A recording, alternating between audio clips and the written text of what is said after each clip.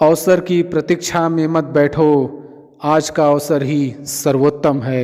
बड़ा सोचो, जल्दी सोचो, आगे सोचो, विचारों पर किसी का अधिकार नहीं है। महान कार्य को करने का यही तरीका है कि आप उसे पसंद करें जो आप करना चाहते हैं। मैदान से हारा हुआ इंसान तो फिर से जीत सकता है, लेकिन मन से हारा हुआ इंसान कभी नहीं जीत सकता। इसलिए मन से कभी हार मत मानना। रास्ते कभी खत्म नहीं होते, बस लोग हिम्मत हार जाते हैं। तैरना सीखना है तो पानी में उतरना ही होगा, किनारे बैठकर कोई गोताखोर नहीं बनता। महानता वह नहीं होती कि आप गिर गए और उठे ही नहीं। महानता उसे कहते हैं जब आप गिरकर बार बार उठते हैं।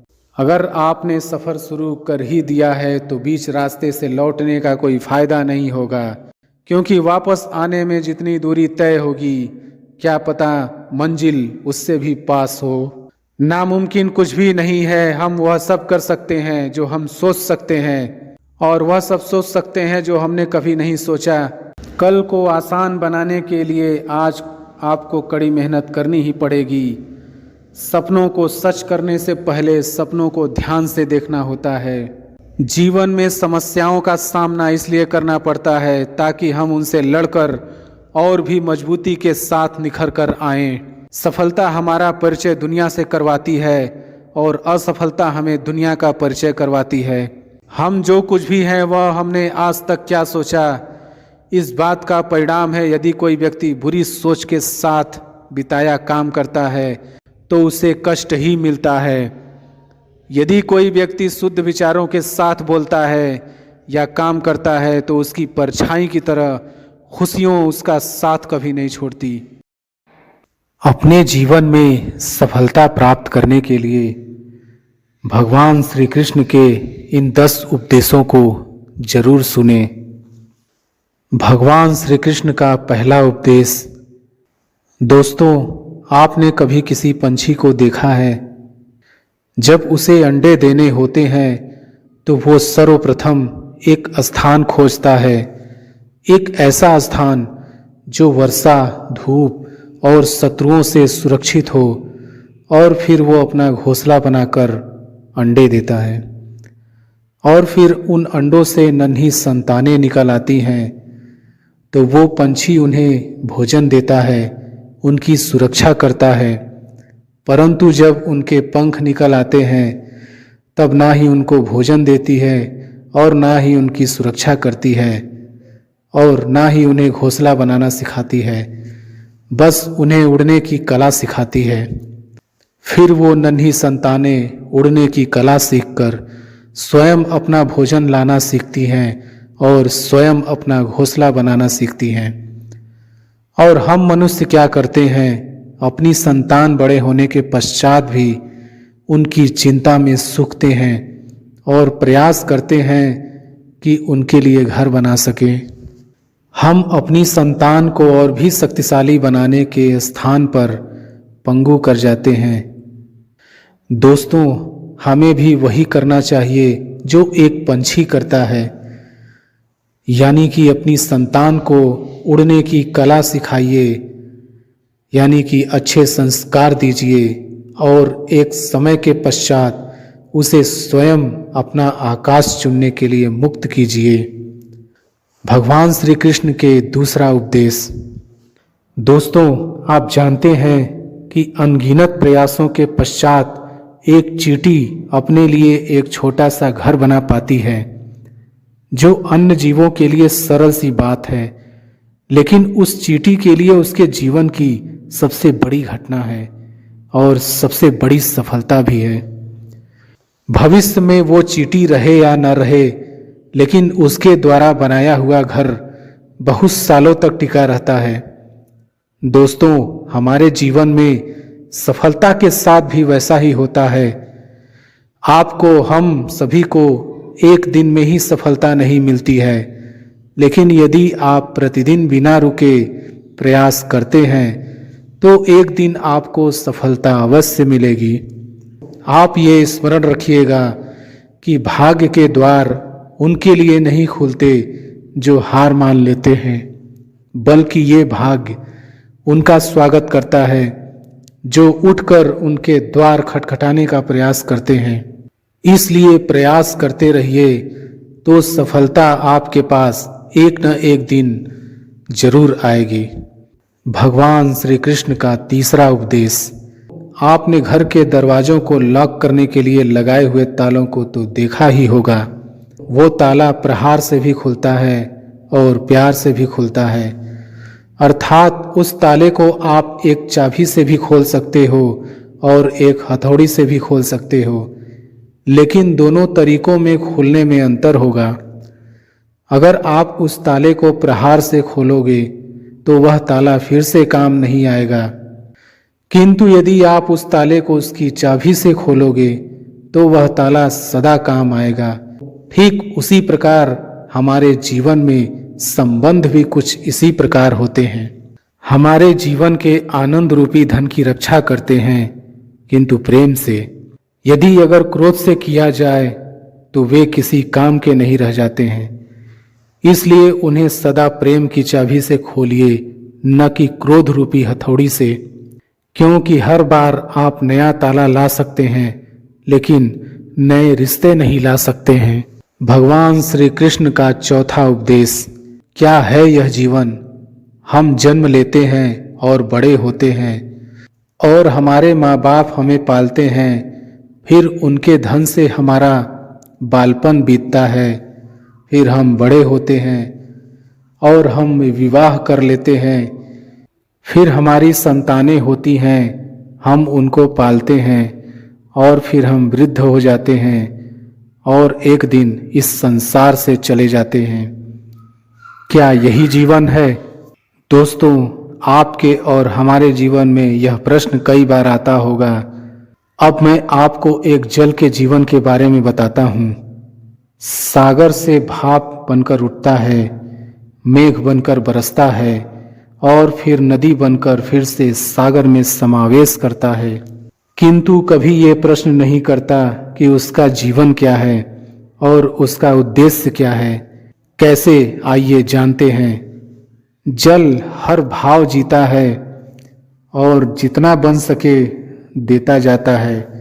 जब सागर में होता है तो असंख्य जन जीवों को जीवन देता है। जब सागर से भाप बनकर मेघ बनता है तब किसानों को आशा देता है कि फसल पुनः उपजेगी। जब वर्षा बनकर बरसता है तो इस सूखी और प्यासी धरा को सींचता है, और जब नदी में प्रवाहित होता है तो किनारों पर वनस्पतियों को जीवन देता है। परंतु जरा ये सोचिए कि क्या यह जल कभी ये सोचता होगा कि उसका जीवन क्या है और उसके जीवन का उद्देश्य क्या है?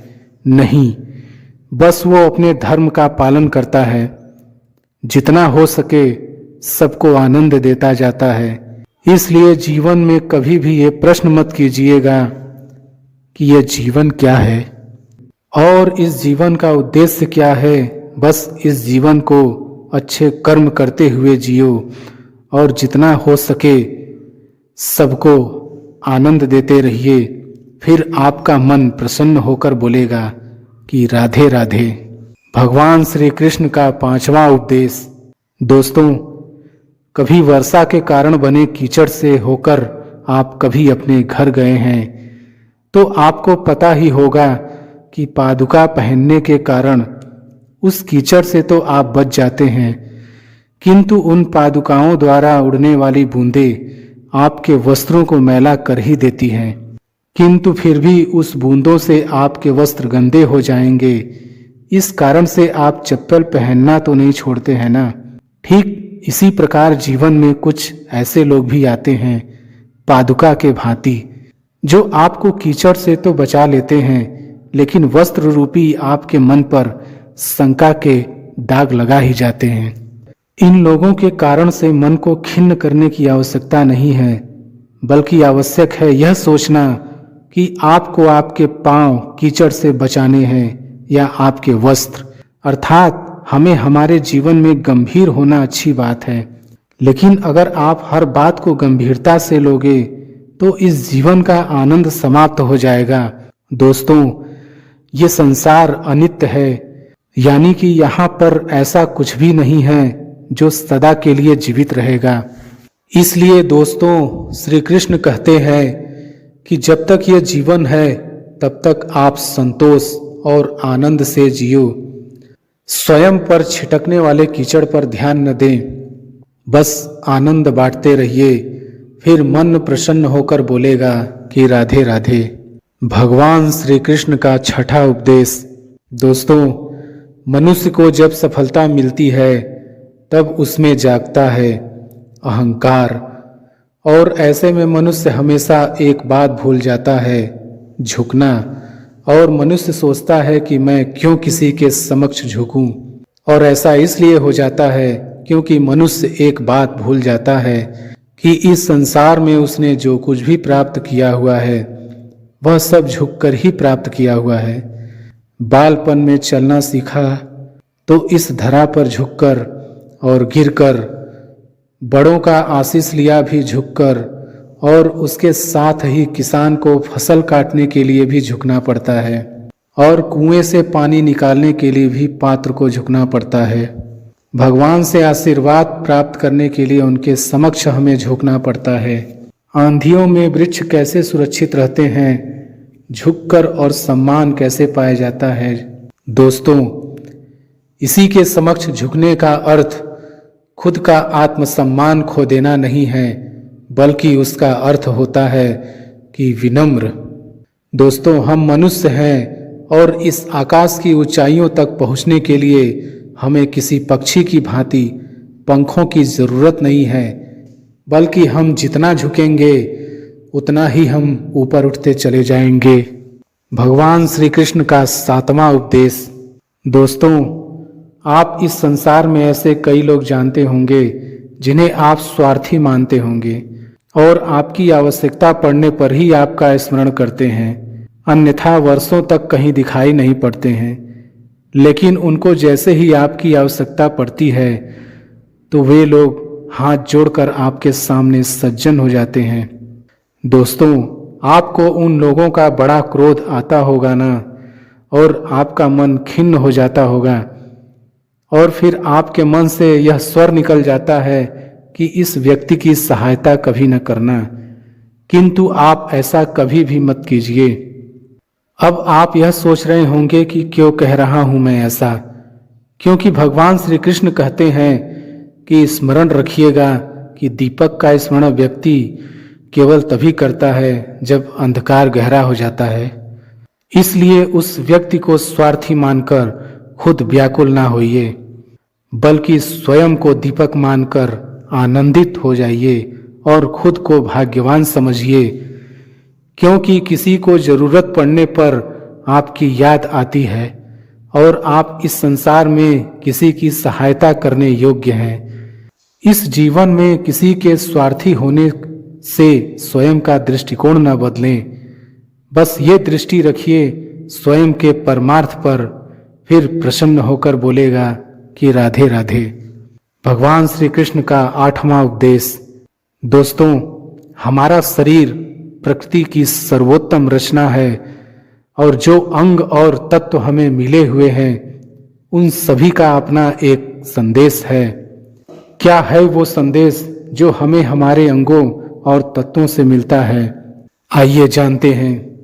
दोस्तों, हमें दो आंखें दिए हुए हैं देखने के लिए, दो कान दिए हुए हैं सुनने के लिए, दो नथुने दिए हुए थे सांस लेने के लिए, और दो हाथ दिए हुए हैं दोहरा परिश्रम करने के लिए।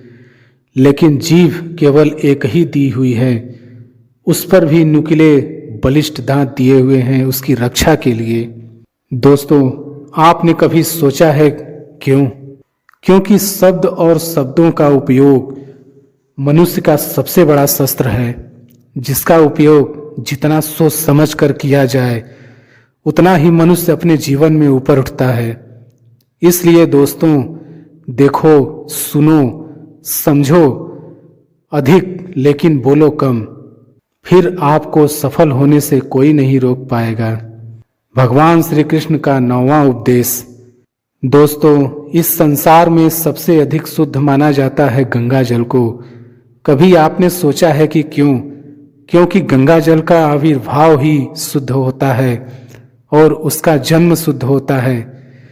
जहाँ से उसका प्रारंभ होता है वो शुद्ध होता है और प्रारंभ का शुद्ध होना अति आवश्यक है।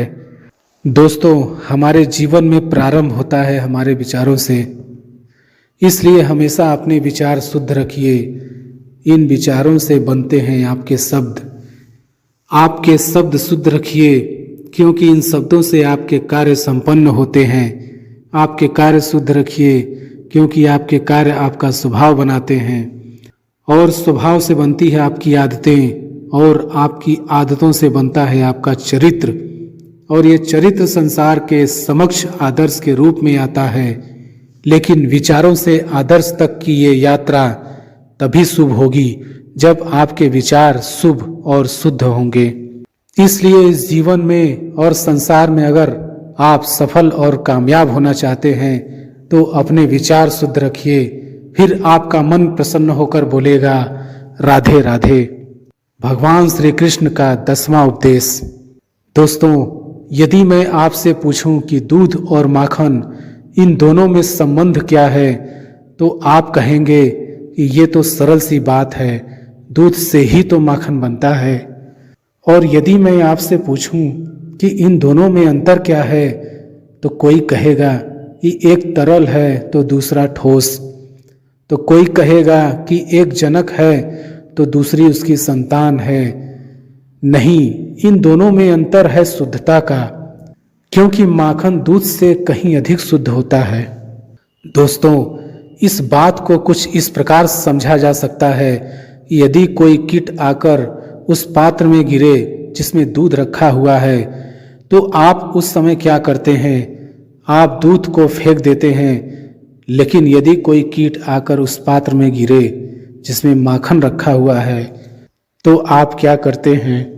तो आप उस कीट को निकाल कर फेंक देते हैं, क्योंकि वो कीट मैला और दूषित है।